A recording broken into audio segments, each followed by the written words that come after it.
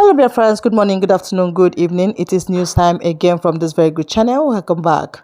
How are you all doing? Hope you're good. I pray that God will be with you in your endeavors. Today we have another update for you, and I want you to, after listening to it, you drop your opinion and suggestions you have so that Biafra will be free. And that's just it. Okay, let's go there. Celestina, and so what more should we expect in this case now? When next is this coming up for trial, and what other steps are left? How many more witnesses are we likely to have examined in this matter? Okay, well, the prosecution lawyer, Adegboyega Awomolo, senior advocate of Nigeria, had mentioned that when he objected to the adjournment for today, he mentioned that they had 5 other witnesses lined up ready to testify, that the adjournment that the defendants is seeking is to slow down the process, that this whole trial has a lifespan of over 10 years, and so far this is the time that progress is being made, apart from when Justice Binta struck out some charges. So now he said that the defendants is just playing delay tactics. This was according to him, but the court said they should allow them and adjourn to 21st. So 21st of May will be back in the court, and the defense team will have the opportunity of cross-examining the prosecution's second witness, who is the DSS officer. I believe they will ask him questions in respect to the video, but they posed a question to him today, which is the interview they conducted with Nnamdi when he was back in Nigeria in 2021, that the interview was not complete, and also the interviewer's face was not shown, just his voice. But the witness said that that is the practice of the DSS, that the only person seen on camera will be the people being interviewed and not the interviewer. And we also recall that the prosecution had tendered certificates of compliance of these recordings that they had submitted and were admitted in court as exhibit. But so far so good. The defendants, as at that time, said they would not object, that they objected rather, but they will give the reasons for objecting to that admissibility of those documents at a later date. So feel maybe it will come up during the cross-examination. So 21st of May, we'll get to know more. All right. So today is the 15th day of May 2025. And as we all know, that yesterday being the 14th day of May 2025, that our leader Nnamdi was in court. And of course, if you have been following me, or if you followed me yesterday, you will know that I dropped all the update of what happened in the court yesterday. Now, from the news we just watched, we are hearing that the federal government of Nigeria said that they still have 5 more people to testify against Nnamdi. Yes. Even though the person that testified yesterday makes it the second person that testified. Yes, BBB, the one that testified yesterday being the 14th day, made it the second person, because the first person has testified, AAA. So BBB has testified, and they are saying they still have they still have 5 more people to testify. Well, that is not a problem for me. If you ask me personally, it's not a problem. But the only problem I'm having is this: if you testify and they ask you a question about your testimony, you should be able to defend it. Yes, I'm saying this because of what we saw in court yesterday. For some of you that followed me, you saw what happened, where almost all the questions they are asking BBB, he was not able to answer them. He was just saying, "I'm not aware, my lord. I am not aware, my lord. I don't know, my lord. I don't know." And it's just crazy. I said it yesterday and I'm saying it again. It's not about getting thousands and millions of people that will come and testify. It's not a problem, but let them be able to answer when they are asked questions about what they are testifying about. You can't say that, you can't accuse somebody of killing somebody, and then when they ask you, how did it happen? Were you there? You say, yes, you were there. How did it happen? Or you tell us what happened, who pushed who first attacked who. You are not able to answer. It doesn't really make any sense. You get? So let them be able to answer the questions when they are being asked. That is just my point.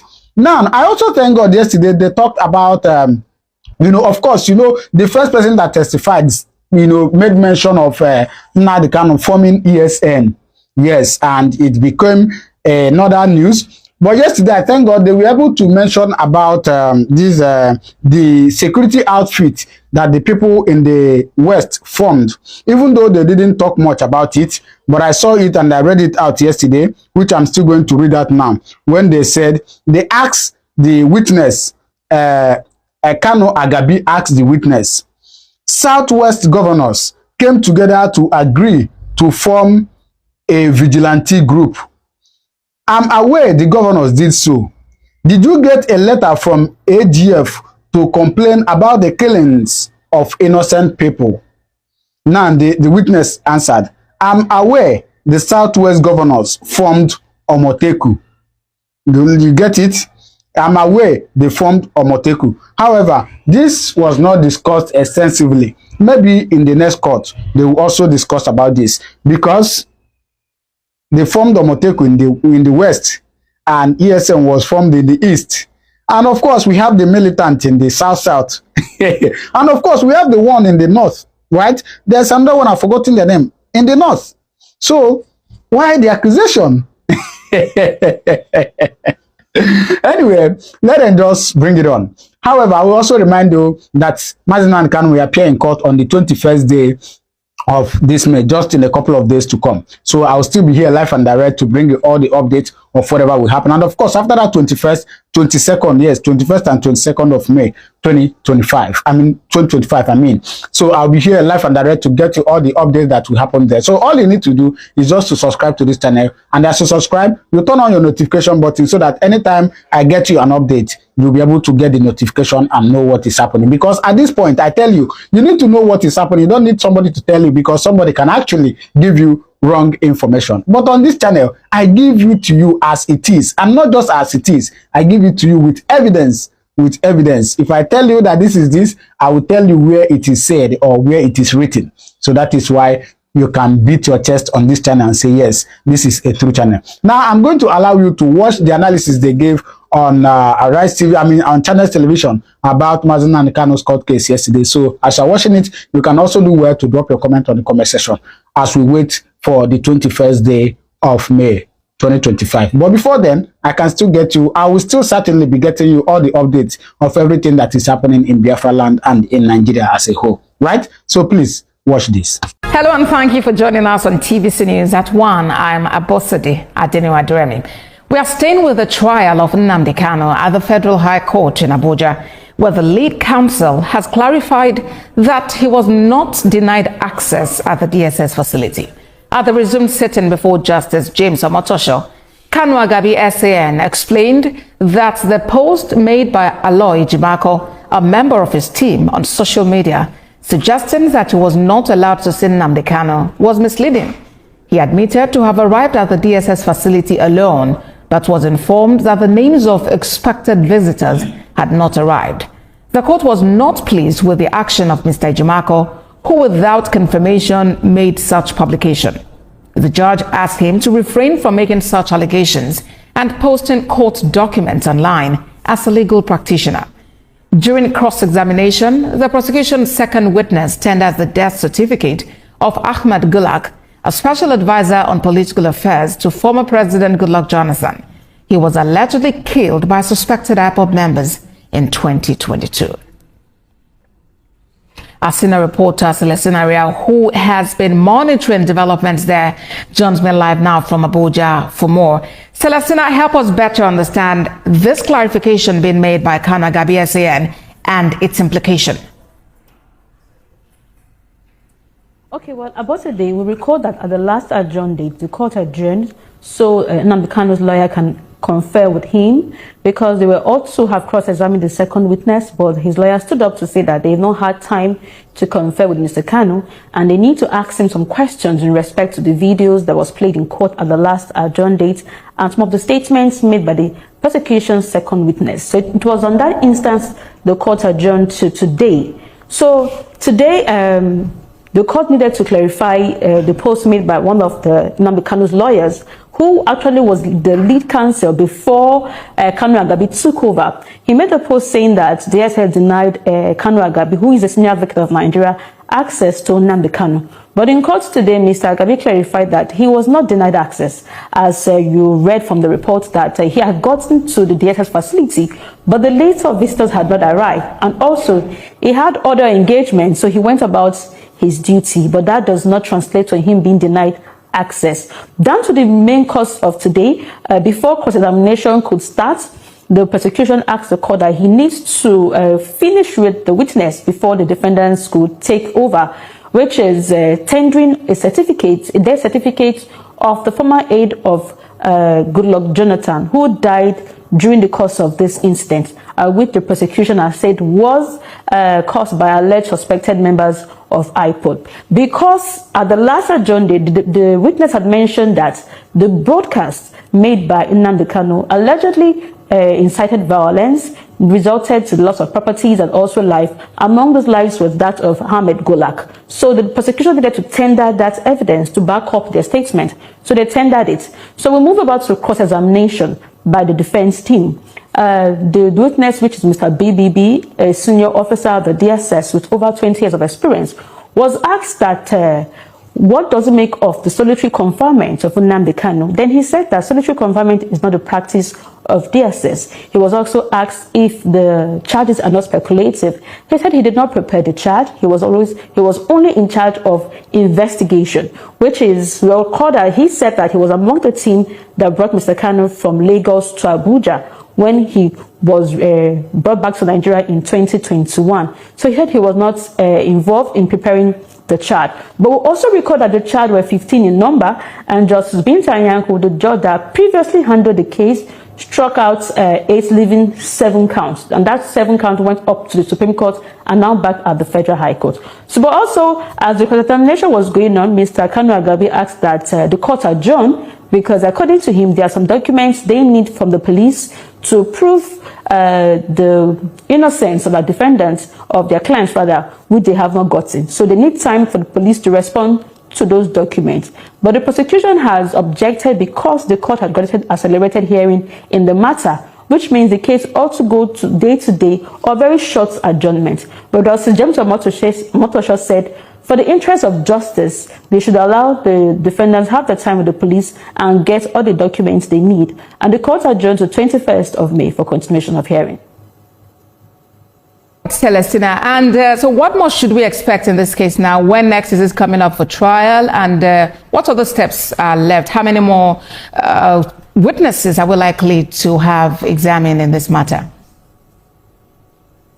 Okay, well, the prosecution lawyer, Adegboyega Womolo, senior advocate of Nigeria, had mentioned that when he objected to the adjournment for today, he mentioned that they had 5 other witnesses lined up ready to testify, that the adjournment that the defendants is seeking is to slow down the process, that this whole trial has a lifespan of over 10 years. And so far, this is the time that progress is being made, apart from when Justice Binta struck out some charges. So now he said that the defendants is just playing delay tactics. This was according to him.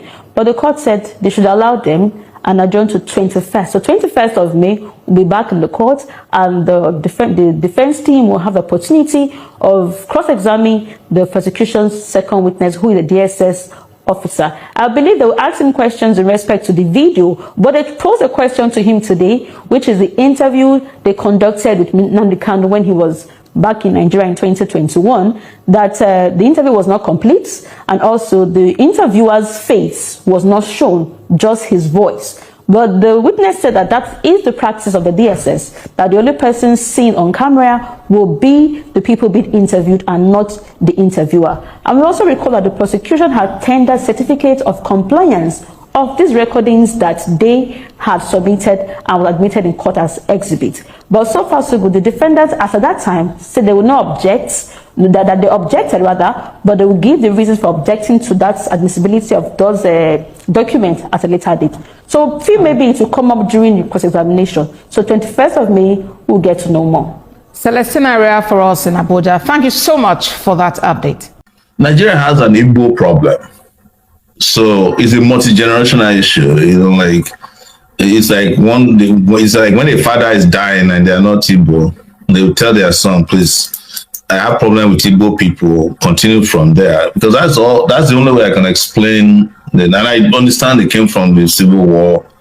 And so, because I was surprised that Tinubu would even take Nnamdi Kanu's case, more than 2 days after he came into office. I expected that just as he was declaring against subsidy, he would just say, look, for national cohesion and whatever lie you want to tell, we're going to let this man go for now and figure out how to resolve our differences. But the fact that they even go worse shows that it's just like there's a secret file somewhere that said, look, don't open. No, just continue where we stop. But beyond that, I also know that there are some Igbo elites who are complicit in it, because there was a time they were having conversation about it and they said, no, please, let's have election first. And then after the election, the devil intervened more. But the most important thing is not to even reduce it to that alone, is that something about the Nigerian state and the Nigerian nation and how they see Biafrans. So, and I think it came from the Biafran war. Maybe because people like us didn't participate in the war. That's the reason we feel this way.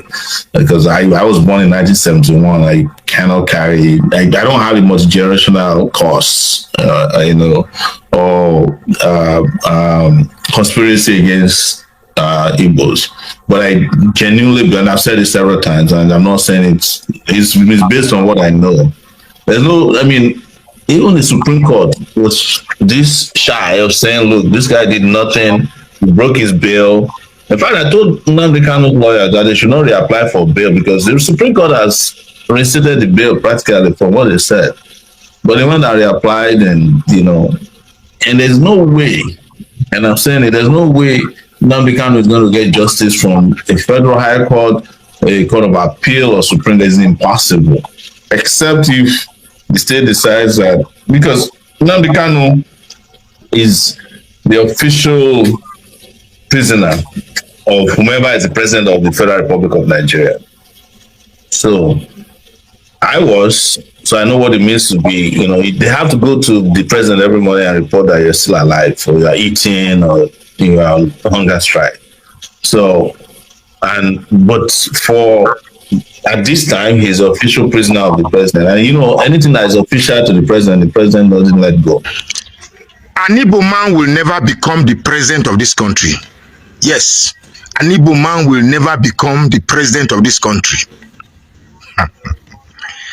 When I see comments like this on my thread, I begin to wonder, what is the state of mind that evolved this kind of comments? You see, when I see people lost in the labyrinth of this conjecture, I now begin to realize the type of wickedness, the type of hatred, the type of disunity that some politicians, perhaps in the past, may have sown in Nigeria. So, if you don't want an Igbo man to become president, and yet you that says you don't want an Igbo man to be the president of Nigeria, you are the same person that cries, one Nigeria, the unity of Nigeria is sacrosanct, Nigeria is an indivisible entity, blah, blah, blah, all these rhetorics that suggest that one part of the country will rule, the other ones you follow. These are the same people that will cry wolf when an Igbo man says, break the country and let us go. What exactly is going on here? Why are these set of people so intoxicated with the idea that the leadership of this country must belong to a certain portion of this country, while the rest of us play the act of sit down and look? Let me tell you what is going on here. Now, trust me, I am not saying this to market the Igbos. There are bad leaders in Igbo language. There are bad leaders in Yoruba. There are bad leaders in Fulani. There are bad leaders everywhere.